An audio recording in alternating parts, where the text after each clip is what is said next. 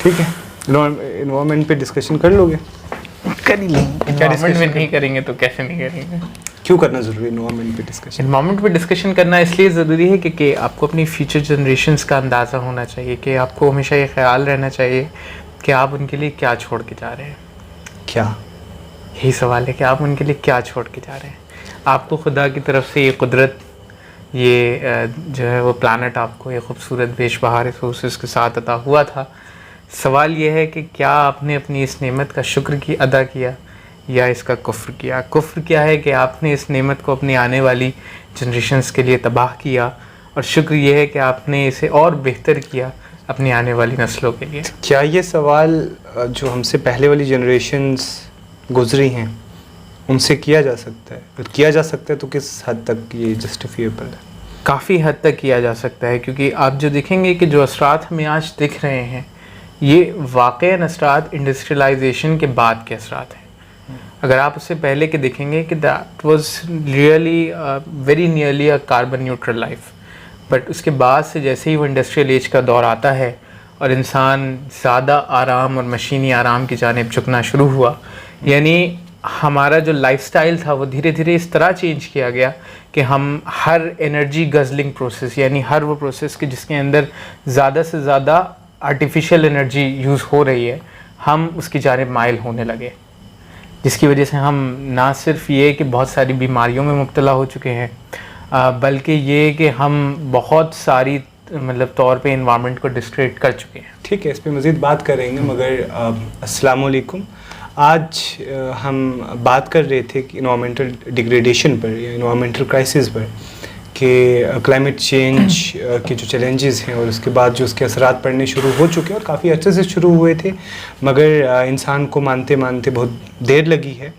और इसी पे बात कर रहे थे तो हमने सोचा कि डिस्कशन हम ऑन कैमरा कर लें, क्योंकि रज़ा हैदर ज़ैदी जो हैं वो इस टॉपिक में बहुत इंटरेस्टेड हैं और इस पे काम भी कर रहे हैं, तो मुझे लगा कि लेट्स हैव डिस्कशन। तो पहले तो ये कि मैं चाहता हूँ कि जो ऑडियंस हैं, जो अवामुन्नास है या जो कॉमन पब्लिक है, उसमें मुझे लगता है कि उनके लिए हमें शुरू से एक्सप्लेन करना ज़रूरी रहता है कि इन्वायरमेंटल क्राइसिस से क्या मुराद है, इन्वायरमेंटल डिग्रेडेशन से क्या मुराद है। क्या सच में हमें इस वक्त डरने की ज़रूरत है या फिर ये भी सम सॉर्ट ऑफ ऐसे ही एक हाइप है? बिस्मिल्लाहिर्रहमानिर्रहीम। एक शेर से शुरुआत करते हैं कि शोर यूं ही ना परिंदों ने मचाया होगा, जंगल की तरफ शहर से कोई आया होगा। अच्छा। और पेड़ काटने वालों को मालूम नहीं है शायद, जिस्म जल जाएगा जब सर पे न साया होगा। क्या बात है। तो जब आप इन्वायरमेंट की बात करना शुरू करते हैं तो याद रखें कि देखिए दुनिया में और बहुत सारी परेशानियां हैं, लेकिन ये एक ऐसा मॉन्स्टर है इन्वायरमेंटल यानी क्लाइमेट चेंज। कैसी परेशानी है जो ना मजहब देखेगी, जो ना मिल्लत देखेगी, जो ना फ़िरका देखेगी, ये सबको परेशान करेगी और बराबर परेशान करेगी। आप जब आज हम ये देख रहे हैं कि इंग्लैंड और पाकिस्तान एक्सट्रीम हीट का शिकार हो रहे हैं, जहां हम ये देख रहे हैं कि ऑस्ट्रेलिया में अभी आई हुई ऑस्ट्रेलिया रिपोर्ट के मुताबिक ऑस्ट्रेलिया में बायोडाइवर्सिटी मैसिव दर के साथ जो है डिक्रीज होती चली जा रही है। जहां हम ये देख रहे हैं कि यूएस के अंदर साल दर साल वाइल्ड फायर्स जंगलात को ख़त्म करती चली जा रही हैं। जहां हम ये देख रहे हैं कि बांग्लादेश, मलेशिया में पाम की जो कल्टिवेशंस हैं वो किस तरह परेशान कुन होते जा रहे हैं। जहां हम ये देख रहे हैं कि बांग्लादेश में मुख्तलिफ रिवर्स आज पीने के लायक पानी नहीं रह गया है।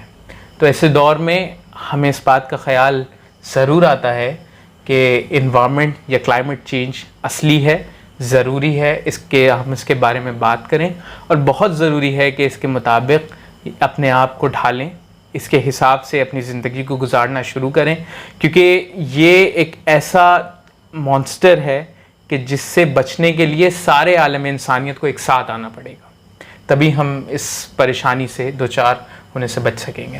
अच्छा, ठीक है, मैं आपकी बात आपने तफसील से एक्सप्लेन की। मुझे बताएं कि क्योंकि आप इस टॉपिक पर काम कर रहे हैं, you have been working on this topic, तो जो जनरेशन है हमारी या जो जिन लोगों के साथ आपने काम किया, खैर वो तो पर्टिकुलरली इसी फील्ड के थे।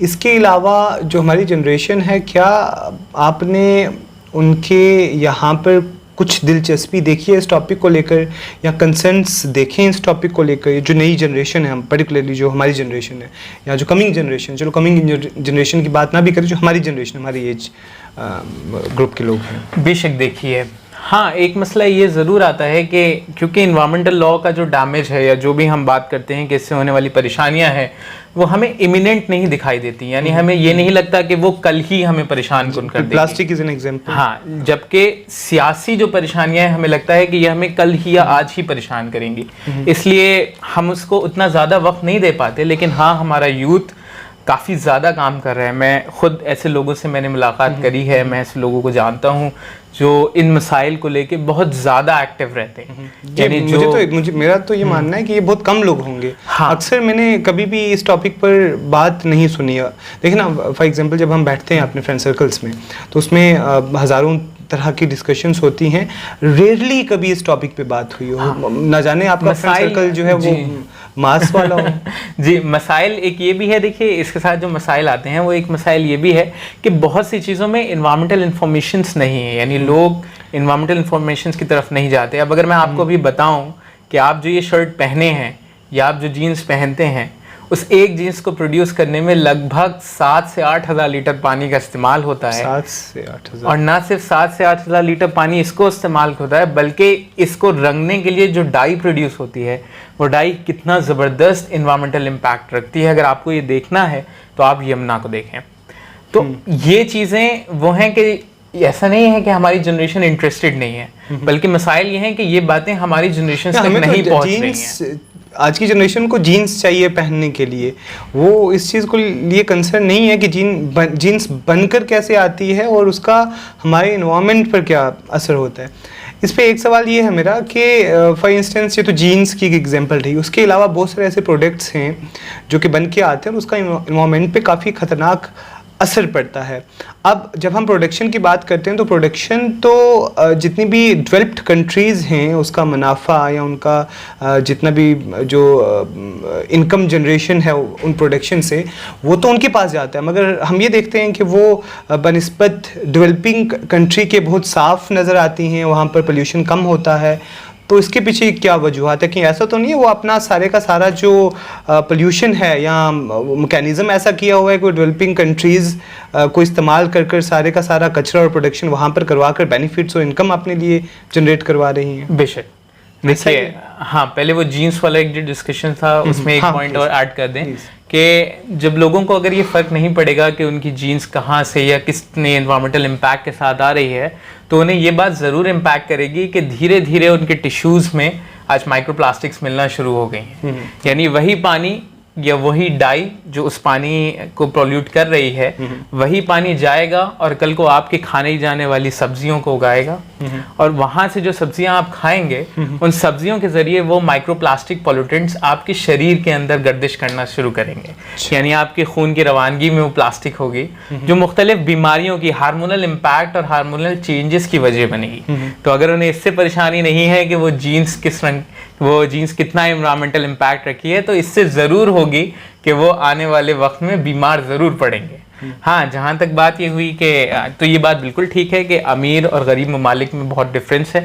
यानी जो डेवलप्ड नेशंस हैं उनके यहाँ बहुत स्ट्रॉन्ग एनवायरमेंटल लॉज मिलते हैं। नतीजा ये होता है कि बहुत सारी जो इंडस्ट्रीज़ हैं वो अपना जितना भी उनका एनवायरमेंटल पोल्यूशन है वो बजाय डेवलप्ड कंट्रीज़ के स्ट्रिक्ट लॉज में करने के, वो उस पोल्यूशन को शिफ्ट कर देती हैं डेवलपिंग कंट्रीज के लिए। जिसका एक बेहतरीन एग्जांपल, जिसमें मैंने शुरू में भी बात करी थी, बांग्लादेश है।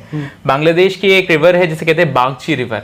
अगर आप बागची रिवर को देखने की कोशिश करेंगे, उसकी जो फ्लो है उसको स्टडी करेंगे, तो आप देखेंगे कि पिछले 3 से 4 डिकेड्स के अंदर वो बायोलॉजिकली डेड रिवर घोषित कर दी गई है। और वो इस वजह से घोषित की गई है क्योंकि एक शर्ट, यानी यूएस में बिकने वाली जो शर्ट्स हैं उसका लगभग 80% मार्केट इसी बांग्लादेश से प्रोड्यूस होके जा रहा है। उसके सारे एफ्लुएंट्स इन्हीं नदियों में प्रोड्यूस किए जा रहे हैं। ये मुल्क अपनी गरीबी के बायस झुक जाते हैं उन कंट्रीज के आगे जो इन्हें एक्सेस पैसा दे रहे हैं ताकि वो अपना पोल्यूशन इनकी कंट्रीज में शिफ्ट कर सकें।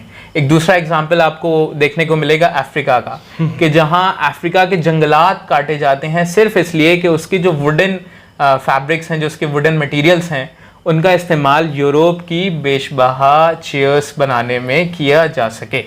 इसी तरह और बेशबहा एग्जाम्पल्स हैं जहां हमें ये दिख रहा है कि इन्वायरमेंट, इसे हम टर्म जिसका इस्तेमाल करते हैं वो करते हैं हम इन्वायरमेंटल कोलोनियलिज्म। अच्छा, इन्वायरमेंटल, यानी कि आज के दौर में इन्वायरमेंट पोल्यूशन जो डेवलप्ड कंट्रीज, क्योंकि डेवलप्ड कंट्रीज हिस्टोरिकली जिम्मेदार हैं, इंडस्ट्रियल रेवोल्यूशन की पूरी मुकम्मल जिम्मेदारी डेवलप्ड कंट्रीज जो आज हैं उनके ऊपर आती है।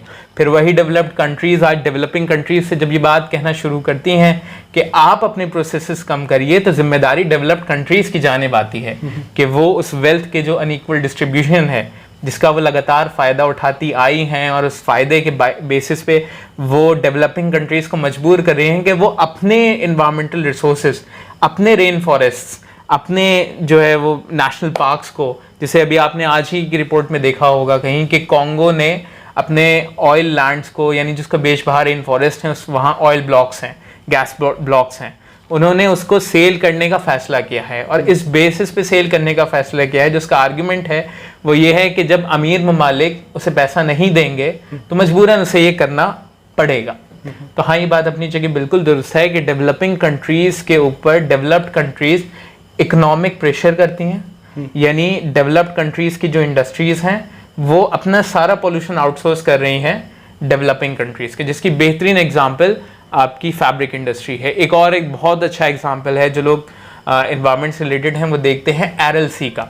अगर आप RLC का मैप देखेंगे, RLC सेंट्रल एशिया में कजाकिस्तान के पास जो है वो, तो RLC का अगर आप खत्म हो गया ऑलमोस्ट, तो RLC खत्म हो चुकी है। RLC मिडिल ईस्ट के RLC जो है सेंट्रल एशिया के अंदर one of the most important environmental जो है डिजास्टर का एग्जाम्पल है। यानी अमू दरिया एक रिवर थी है, और उस रिवर से कजाकिस्तान उज़्बेकिस्तान के दरमियान से वो गुजरती थी। तो सोवियट्स के दौर में कॉटन प्लांटेशन को बढ़ाने के लिए, यानी जो फैब्रिक इंडस्ट्री है आपकी, उसमें कॉटन प्लांटेशन को बढ़ाने के लिए अमू दरिया जो RLC के अंदर गिरती थी उसका रुख बदल दिया गया। नतीजा ये हुआ कि धीरे धीरे धीरे धीरे वो RLC के जहाँ किसी दौर में मछलियाँ तैरा करती थीं, आज उसके तल पे ऊँट चलते हैं। और उसका नतीजा इम्पैक्ट ये हो रहा है कि अगर आप कजाकिस्तान के उस रीजन के लोगों के इंटरव्यूज़ कभी देखेंगे तो आपको पता चलेगा कि उन लोगों का कहना है कि क्लाइमेट चेंज या जो टेम्परेचर्स हैं वो बहुत तेज़ी से उस इलाके में बढ़े हैं। हवाएं, जो RLC उन हवाओं की रफ्तार को घटाती थी, वो RLC नहीं रही है, इसलिए वो हवाएं तेज़ होती जा रही हैं, वो उन्हें परेशान, यानी वो समुंदर से अच्छा, इसमें एक इम्पॉर्टेंट पॉइंट ये है, कमिंग बैक टू दिस, के ठीक है ये सारे के सारे मसाइल तो हैं, अब now we need to talk about it, we need to discuss it, and we need to start working against the ongoing pollution, या कैसे हम रोल प्ले कर सकते हैं। अब इसमें जब यूनिवर्सिटीज़ की बात आती है, मुझे पर्सनली ये नहीं लगता है कि यूनिवर्सिटीज़ के यहाँ से कोई ज़्यादा इन्फ्लुएंस हुआ है पब्लिक पे। पब्लिक तो छोड़िए, जो स्टूडेंट्स होते हैं, स्टूडेंट्स के यहाँ पे भी अभी उस तरह का कंसर्न नहीं देखा जाता है कि आप इन्वायरमेंट को लेकर सीरियस हो या उस पर डिस्कशंस करें। तो what do you think, what is the role of universities, और पर्टिकुलरली जो सेंट्रल यूनिवर्सिटीज़ हैं, जो यहाँ के स्टूडेंट्स हैं, उनका रोल क्या होना चाहिए इस चीज़ को लेकर, जो अभी तक मुझे पर्सनली देखने को बेशक हाउस सेमिनार्स और जो लेक्चर्स और वो सब कुछ होता है, वो भी है ना, वो आ जाते हैं और करते हैं, वो जो कॉमन पब्लिक है वो उसको कनेक्ट नहीं कर पाती, स्टूडेंट्स तक कनेक्ट नहीं कर पाते हैं, तो ग्राउंड इम्पैक्ट नहीं है उसका। देखिए, यूनिवर्सिटीज़ किसी भी कंट्री के लिए मोस्ट इम्पॉर्टेंट है, क्योंकि वो उस यूनिवर्सिटी का थिंक टैंक है। जब तक आप यूनिवर्सिटीज़ में डिस्कशंस, डायलॉग्स इनिशिएट नहीं करेंगे, तब तक आपको सॉल्यूशंस नहीं मिलेंगे प्रॉब्लम्स के। और ये परेशानी इंडिया के साथ है, इंडिया के साथ बल्कि जितने भी डेवलपिंग नेशंस हैं उनके साथ है। और वो परेशानी इस वजह से भी है कि we don't have ample funds, we don't provide ample funds to our universities for doing research on such topics. Environment एक ऐसा टॉपिक है कि जिसके ऊपर बहुत ज़्यादा इंसेंटिवाइजेशन नहीं है। यानी आप किसी भी चीज़ में रिसर्च, किसी भी चीज़ के डिस्कशंस आप तब लेंगे कि जब आपको उसका कुछ इकोनॉमिक इंसेंटिवाइजेशन भी दिखता हो, कुछ सपोर्ट दिखता हो। लेकिन आज वो दौर है कि यूनिवर्सिटीज़ को उतना हैविली इन्वायरमेंट के लिए इंसेंटिवाइज नहीं किया गया है। नतीजा ये हो रहा है कि हमारी यूनिवर्सिटीज़ में डिस्कशंस नहीं हो रहे हैं। हमें ज़रूरत क्या है इस वक्त? ज़रूरत है इस वक्त ग्रीन लीडरशिप इनिशिएटिव्स लेने की, या ग्रीन स्टूडेंट फोरम्स बनाने की, यानी ऐसे क्लब्स, ऐसे फोरम्स बना सकें जहां आप इन्वायरमेंटल डेंजर्स को डिस्कस कर सकें। आपके यहाँ तो एक क्लब तो है, इको क्लब, वो अपना काम कर रहा है अपनी जगह पे। तो ऐसे फोरम्स की आपको ज़रूरत है, आपको अपने टीचर्स की ज़रूरत है कि वो ऐसे सर्कल्स बना सकें जहां आप इन्वायरमेंटल डिस्कशंस कर सकें। अल्हम्दुलिल्लाह अलीगढ़ मुस्लिम यूनिवर्सिटी में लगभग 6.5 मेगावाट सोलर पावर प्लांट जो इंडिया में हाईएस्ट है। हाँ, ये थ्योरी में या प्रैक्टिकली इट इज? प्रैक्टिकली जो फिलहाल हमें दिखता है कि, और लगभग 78 लाख यूनिट्स पर ईयर हम जो है वो ग्रीन एनर्जी कंज्यूम कर रहे हैं, यानी लगभग 2000 kg CO2 हम रिड्यूस कर रहे हैं। तो CO2 से याद आया, ये कार्बन फुटप्रिंट का क्या कंसेप्ट है? Carbon footprints, carbon credit market, ये क्या ये आसान एनवायरमेंटल लॉ के जार्गन्स हैं। यानी जब आप एनवायरमेंट प्रोटेक्शन की आज बात करना शुरू करते हैं तो ये कुछ जार्गन्स हैं, कुछ वर्ड्स हैं जो आपके सामने आएंगे। कार्बन फुटप्रिंट आएगा, कार्बन ट्रेडिंग आएगा आपके सामने, और कार्बन क्रेडिट्स आएंगे। बेसिकली क्या होता है कि हर चीज़ का एक कार्बन इम्पैक्ट है, यानी उससे एक कार्बन एमिशन है। यानी आप जो गाड़ी चला रहे हैं तो उससे कार्बन एमिशन हो रहा है। इसी तरह जिस तरह हर इंडिविजुअल का कार्बन इम्पैक्ट है, उसी तरह हर ऑर्गेनाइजेशन और हर कंट्री का एक कार्बन इम्पैक्ट है। तो अब क्योटो प्रोटोकॉल 1997 ने ये डिस्कस किया था, या वहाँ ये एग्रीमेंट हुआ था कि जितना भी आप कार्बन एमिट करेंगे उतना ही कार्बन आपको एटमॉस्फेयर से रिड्यूस करना होगा। उस रिडक्शन के लिए क्या होगा? उस रिडक्शन के लिए होगा कि आप उन प्रोजेक्ट्स में फंड करेंगे, उन प्रोजेक्ट्स में हेविली इन्वेस्ट करेंगे जो उस कार्बन को रिड्यूस कर सके, यानी उसको एनवायरनमेंट से बाहर निकाल सकते।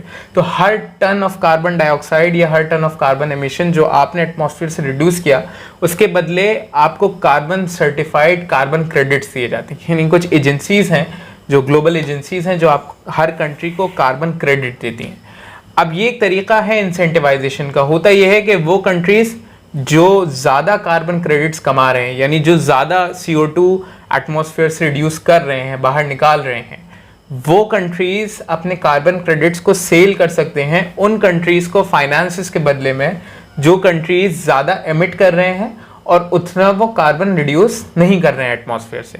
तो ये एक तरीके का कार्बन इंसेंटिवाइजेशन है।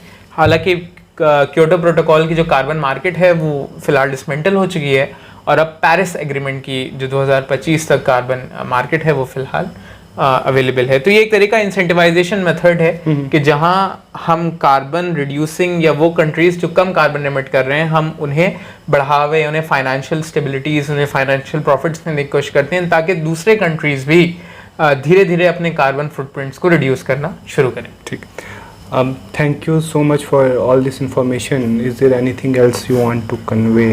हाँ, कुछ चीज़ें हैं जो मतलब एनवायरमेंटल लॉ में आपको हमेशा डिस्कस करनी चाहिए। देखिए, सबसे पहली डिस्कशन जो आपके लिए ज़रूरी है वो आप ये देखें कि जब भी आपके सामने ये बात कही जाए ना कि कोई चीज़ एनवायरमेंटली फ्रेंडली है, इको फ्रेंडली है, तो आप हमेशा इस बात को नोट करें कि क्या वो वाकई इको फ्रेंडली है या नहीं। यानी आप इस बात का असेस करें कि जब आपसे ये कहा जाता है कि इलेक्ट्रिक कार्स एनवायरमेंट फ्रेंडली हैं, तो आप फिर लिथियम एक्सट्रैक्शन की माइनिंग भी पढ़ें। जब आपसे ये कहा जाए कि हाइड्रो इलेक्ट्रिक पावर प्लांट्स जो है वो एनवायरमेंटली फ्रेंडली हैं, तो आप उस हाइड्रो पावर प्लांट के पीछे होने वाली जो लार्ज एनवायरमेंटल डिग्रेडेशन है आप उसे पढ़ें। ये काम तो एक्सपर्ट्स का है। अब आम इंसान के लिए ये चीज़ पॉसिबल, वो तो टर्म्स ही मालूम नहीं है। For example one who is unaware of these basic, लेकिन टर्म्स मालूम होना ज़रूरी हो जाएंगे धीरे धीरे, जैसे जैसे हालात पैदा हो रहे हैं। टुडे जस्टिस कृष्णन का एक बहुत ही अच्छा इसमें स्टेटमेंट है। ही सेड के we have guided missiles in the hands of unguided man.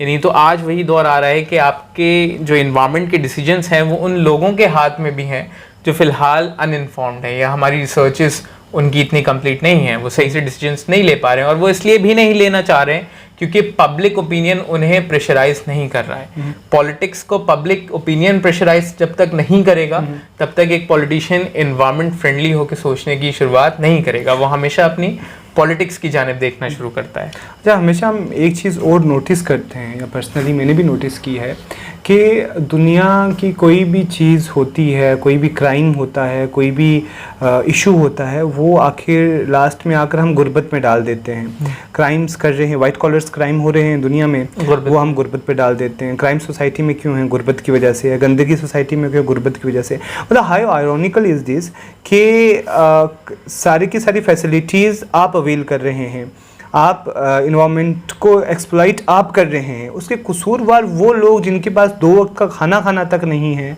जैसे we have seen in past के जो है वो किस तरीके से सारी की सारी चीज़ें जो है वो गरीबों पर डालकर पल्ला झाड़ लिया जाता है। सो इस केस में भी डोंट यू थिंक कि ये जितने भी for example we completely talk on this कि भाई who is responsible for this? Individuals responsible. ठीक है, इंडिविजुअल्स मिलकर एक जो है वो एक कलेक्टिव एक सोसाइटी बनाते हैं और सोसाइटी से ही सारी चीज़ें बाहर निकल कर आती हैं। पर इंडिविजुअल्स लेवल से जो मिट हो रही है पोल्यूशन वगैरह वगैरह, जो उनका रोल है पोल्यूशन मिट करने में, पर्टिकुलरली दोज एरियाज़ का जहाँ पर जो इस तरह के यूटिलाइजेशन हुई है, तो let it be anywhere in the country या आउटसाइड। तो डोंट यू थिंक इसके कंपैरिजन में जो इंडस्ट्रीज़ हैं, जो कंपनीज़ हैं और जो इस तरह की एक्टिविटीज़ में इन्वॉल्व हैं, दो उसका आउटकम प्रोडक्ट्स की फॉर्म में आकर जो जब डिस्ट्रीब्यूट होता है तो सबसे ज़्यादा कौन लोग इस्तेमाल करते हैं? You also know about it. How do you relate this concept with capitalism? This concept is Fairlie related with capitalism. What is happening, जो चीज़ हो रही है हमारे दरमियान में वो ये हो रही है कि जो कैपिटलिस्ट निज़ाम है वो एक एनर्जी गजलिंग लाइफस्टाइल, जिसे हम डेवलप्ड लाइफस्टाइल कहते हैं, उसकी तरफ धकेलना आपको शुरू करता है। यानी आज वो दौर आ चुका है कि डेवलप्ड शख्स वो माना जाएगा जिसके टूथब्रश में सेल लगता हो और उसके पास इलेक्ट्रिक टूथब्रश हो। आप मैनुअल टूथब्रश करने वाले को डेवलप्ड नहीं मानते।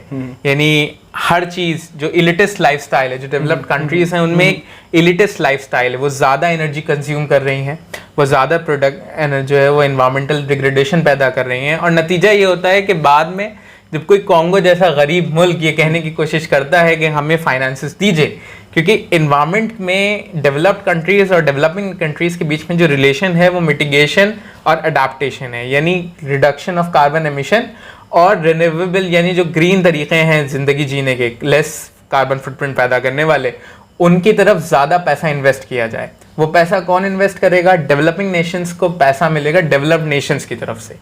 अब होता ये है कि वो डेवलप्ड नेशंस ये वादा तो करते हैं कि वो 100 बिलियन जो है डॉलर्स आपको प्रोवाइड करेंगे, लेकिन वो कभी कोविड का बहाना लगाएंगे, कभी दूसरे बहाने से वो पैसा रोक लेते हैं।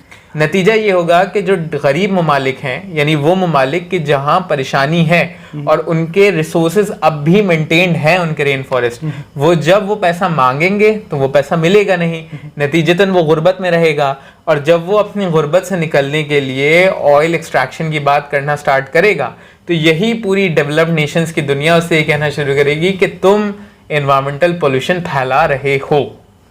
अच्छा, एक आखिरी सवाल ये है, वो आप ये मुझे बताएं या ऑडियंस को एज वेल कि हम सस्टेनेबल डेवलपमेंट की बात करते हैं, है ना, कि कीपिंग इन माइंड कि फ्यूचर जनरेशन के लिए सारी चीज़ें बहाल रहें। So what is this sustainable standard way of living? क्या जो न्यूयॉर्क सिटी में रह रहा एक शख्स, है ना, तमाम दुनिया की तमाम फैसिलिटीज़ अवेल करते हुए ज़िंदगी गुजार रहा है, क्या वो स्टैंडर्ड सस्टेनेबल लिविंग है, वे ऑफ लिविंग है? या फिर एक फॉर इंस्टेंस हमारे यहाँ पर जम्मू कश्मीर में जो पुंछ एक एरिया है और पुंछ में एक एरिया है, जब भी वहाँ पर रहने वाला एक शख्स जो कि बेखबर दुनिया से, वहाँ की फैसिलिटीज़ से, बिजली से, हर जो फैसिलिटीज़ अवेल की जाती हैं, इलेक्ट्रिक कार्स, उसके यहाँ पर तो अभी दूसरी कार्स नहीं पहुँची हैं, रोड्स नहीं पहुँची हैं, वो इलेक्ट्रिक कार्स का क्या कर लेगा? तो यहाँ वो ज़िंदगी है। What is that standard life way of? देखिए, सस्टेनेबल डेवलपमेंट, जब आप एक सस्टेनेबल लाइफस्टाइल की बात करते हैं तो पहले आपको सस्टेनेबल डेवलपमेंट का वो बेसिक जो नोशन है वो हमेशा याद आएगा कि आपको डेवलपमेंट के साथ कोई कमी नहीं करनी है। यानी आप ये नहीं कह सकते कि आप ह्यूमन प्रोग्रेस रोक के एनवायरनमेंट को बचाएंगे, नहीं, हमें दोनों चीज़ों को पैरेलली साथ लेके चलना है। अब होता ये है ऐसे में कि जो आपका इलिटिस्ट लाइफस्टाइल है, यानी एनर्जी गजलिंग प्रोसेस, दो that is not harmful but this is harmful जी। तो अब होता ये है कि ज़रूरी हमें इस वक्त ये है कि जब हम भी कभी इन्वायरमेंट के बारे में डिस्कशन स्टार्ट करें तो हम हमेशा जो ट्रेडिशनल या जो ट्राइबल कम्युनिटीज़ हैं, जो हज़ारों सालों से नॉलेज गैदर की है उन्होंने एक पर्टिकुलर रीजन में रहने के लिए, हम उनके ट्रेडिशनल नॉलेज, उनके ट्रेडिशनल मैथड्स को स्टडी करना स्टार्ट करें। हमारे पास दो रास्ते हैं, या तो हम इंडस्ट्री के हेविली जो industrialised forms of combating environment है, या तो आप उन्हें लेके आएँ कि आप हाइड्रो पावर प्लांट्स लगाएंगे, नतीजा होगा कि आप रेन फॉरेस्ट को तबाह कर रहे होंगे, आप उस इलाके के नेचुरल हैबिटेट को तबाह कर रहे होंगे, या आप वहाँ की रहने वाली जो ट्राइबल कम्युनिटीज़ हैं आप उनसे जो है वो डिस्कशंस करेंगे, उनके रहने के तरीक़े को स्टडी करेंगे, उनके लाइफस्टाइल को स्टडी करना शुरू करेंगे, ताकि आप वहाँ से जो नॉलेजेस हैं वो एक्सट्रैक्ट कर सकें और ये तय कर सकें कि sustainable development, sustainable way of life क्या है, जिसे प्राइम मिनिस्टर ने भी COP 26 में कहा था, लाइफ यानी लिविंग फॉर एनवायरनमेंट, ठीक है, लाइफस्टाइल फॉर एनवायरनमेंट। ये किसने कहा था? प्राइम मिनिस्टर ने, प्राइम मिनिस्टर ऑफ इंडिया। अच्छा, ठीक है, ठीक है। So thank you so much for your time, it was a nice conversation, hope that people would learn from your all knowledge. Thank you for sharing. Last में बस ये बात ज़रूर कहना चाहूँगा कि जितने भी लोग वीडियो देख रहे हैं, एनवायरनमेंट प्रोटेक्शन या एनवायरनमेंट प्रोटेक्शन आज की नीड है, आज की जिम्मेदारी है आपकी। अगर आप आज नहीं एनवायरनमेंट प्रोटेक्शन के लिए स्टैंड अप होंगे, अगर आप आज नहीं आप आवाज़ बुलंद करते हैं इसके लिए, तो it may be too late, it may be too late for the upcoming generations. We are losing things very very fastly right now. Thank you. Thank you so much.